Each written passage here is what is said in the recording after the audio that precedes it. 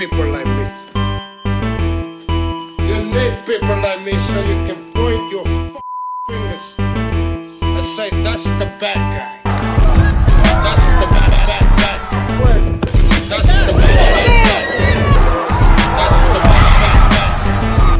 That's the bad guy.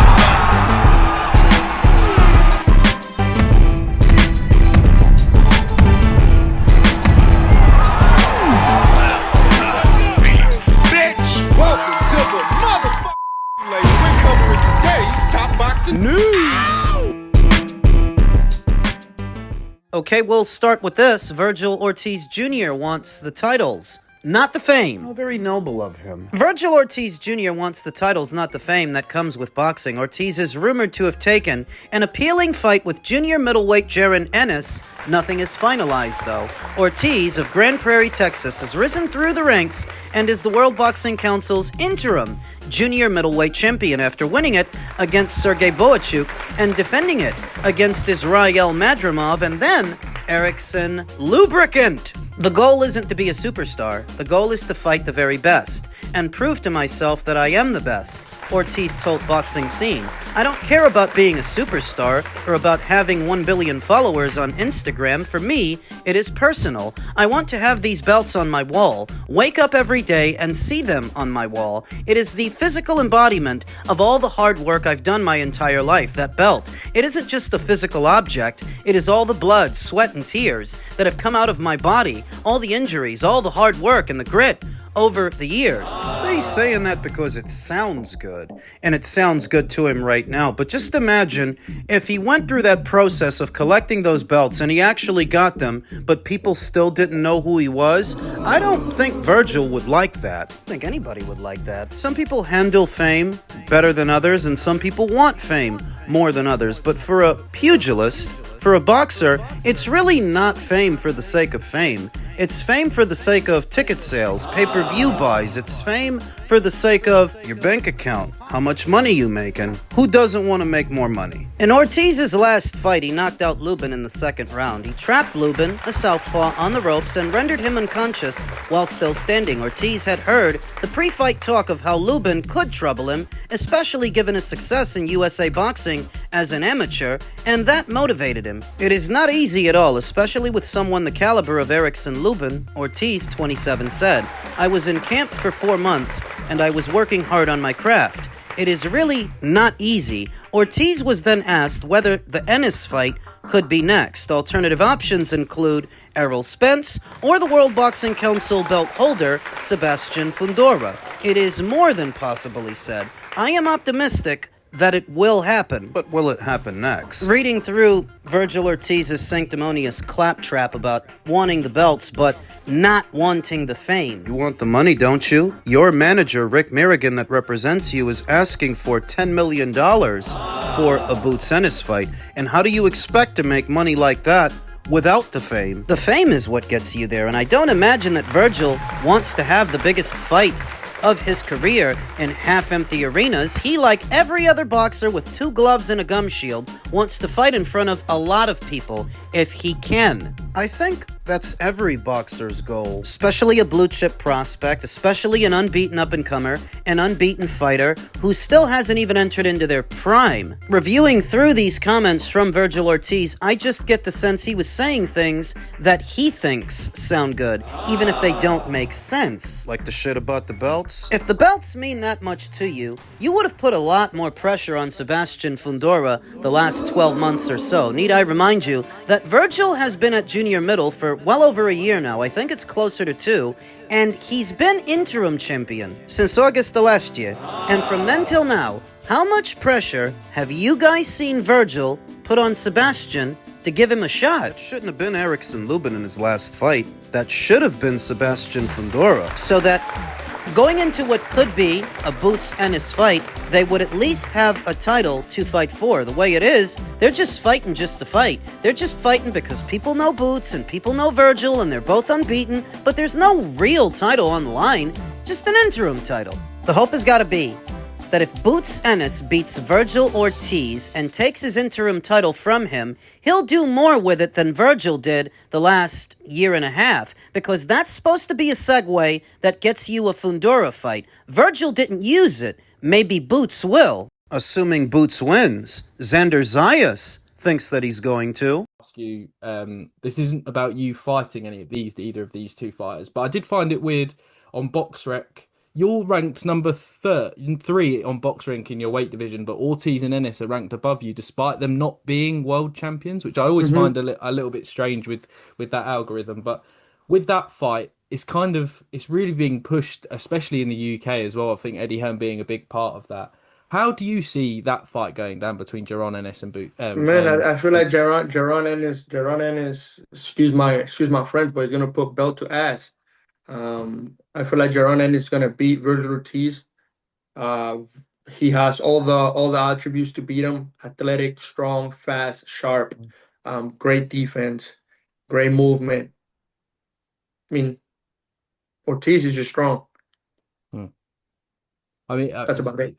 No, definitely. I appreciate your honesty, Zander. It's great. I mean, stylistically, Zander's really not off base. Stylistically, Vergil, at his very best, is a pressure guy. He's going to come forward, throw punches and bunches, try to mow you down, try to overpower you. He's a brute. Whereas Boots is a little bit more finesse than just ferocity. He's a boxer puncher. He can box when he needs to, punch when he needs to, move when he needs to. Stylistically, he would have the edge. Now, physically, that's something else. Because who's the biggest puncher that Boots ever fought? Did he ever fight someone as relentless and as physically strong as a Vergil Ortiz? Boots has seen pressure guys before. Aggressive guys before, like Roman Villa, David Evanesian, Montes Stenionis, to a lesser extent, Duisma Lima. Those are the kind of guys that make him look good. The kind of guys, you don't gotta chase him around the ring. That's what we've seen. Where Vergil is different is he is a cut above those guys, and I think he cracks a lot harder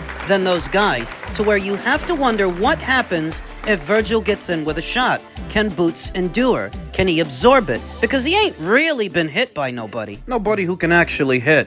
I don't know where exactly we are with this fight.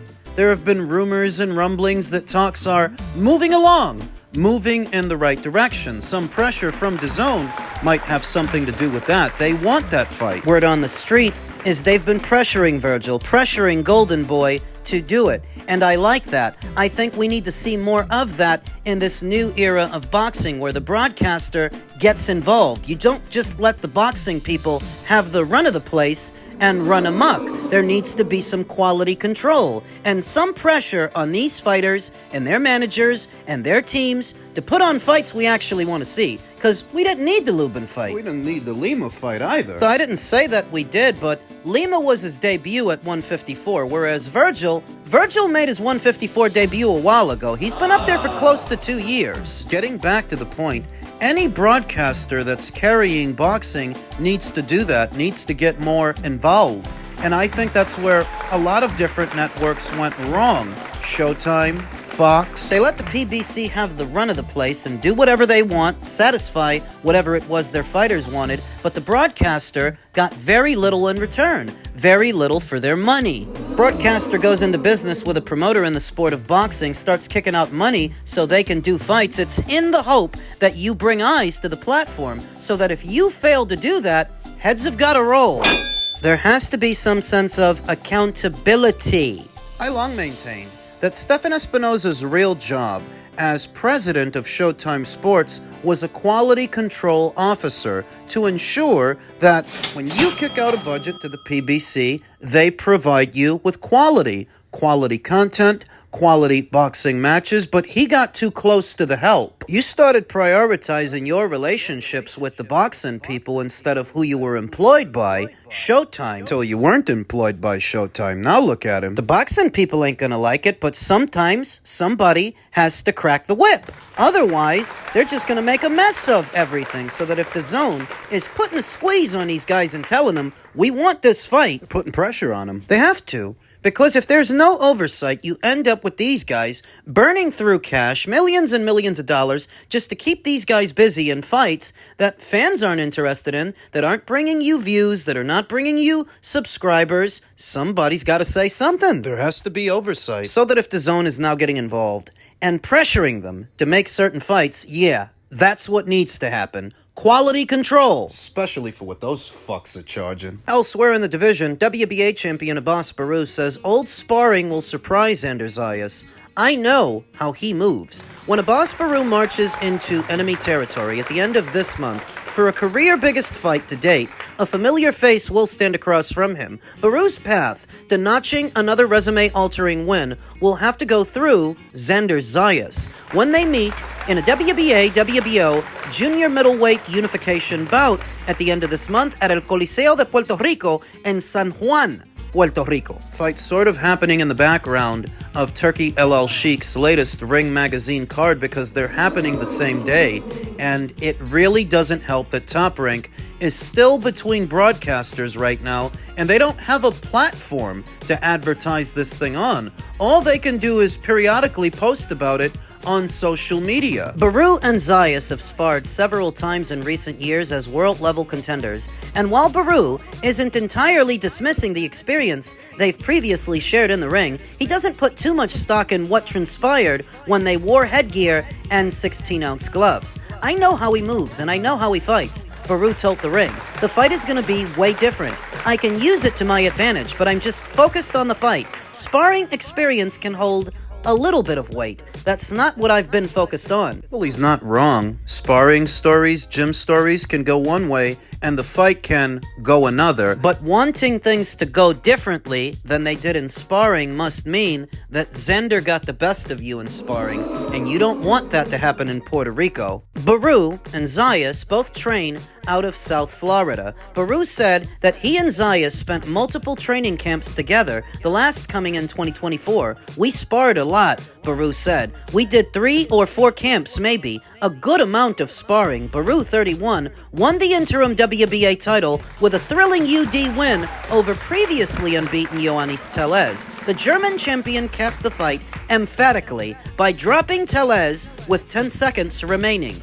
After the win, the unification clash between Baraou and Zayas was foreshadowed when they stood face-to-face in the ring. Baraou was later elevated to full title holder after Terence Crawford began his mega fight with Canelo Alvarez on September 13th, thus relinquishing his junior middleweight champion status. Zayas, 23, won the WBO strap with a one-sided UD win over Jorge Garcia Perez on July 26th. The win made Puerto Rico's Zayas the youngest reigning world champion at the time. That also explains Zander Zayas' enthusiasm towards facing Abass Baraou, because he's got all that experience in the gym. He's seen him before. He at least feels. He knows what he's dealing with in him, and he can handle it. Problem is, Abass Baraou thinks the same thing. With several rounds banked together and Zayas' start to his career, Baraou understands what he'll be up against on January 31st. The challenge will ultimately make the win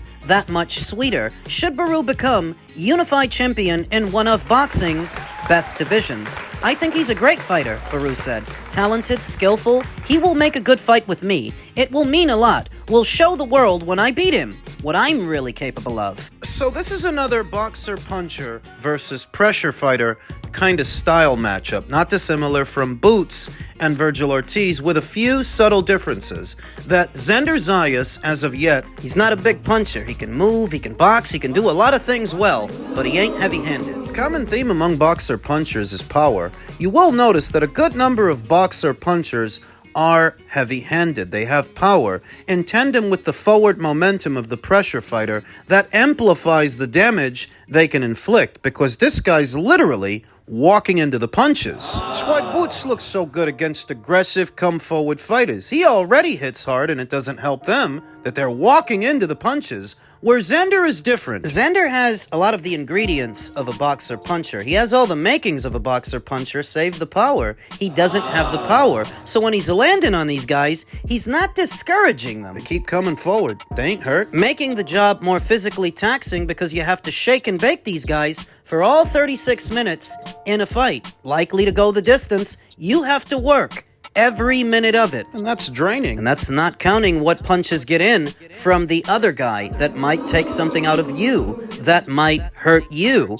Boss Baraou, he's a pressure guy. He's persistent. I think Zander's gonna beat him. Zander is noticeably taller and noticeably longer than Abass Baraou, which lends itself to his fleet of foot fighting, sticking and moving, fighting in spots and moving in spots. I think he wins a decision at the end of the month in Puerto Rico. The other question is, where the hell are we supposed to watch this? Because we're about 3.5 weeks out from fight night, and no broadcast information has been made available. It's not an encouraging sign ever since Top Rank's ESPN deal ended in the summer of last year, all those months ago. I remember that the Bob Father initially said once the deal ended that they hoped to come back in the fall and pick up where they left off with a new broadcast partner. Needless to say, that didn't happen. They sat out the rest of the year. Their fighters, A good number of them got outsourced to other shows to keep them active and not collecting dust on the shelf. and the most in terms of a broadcast deal that they got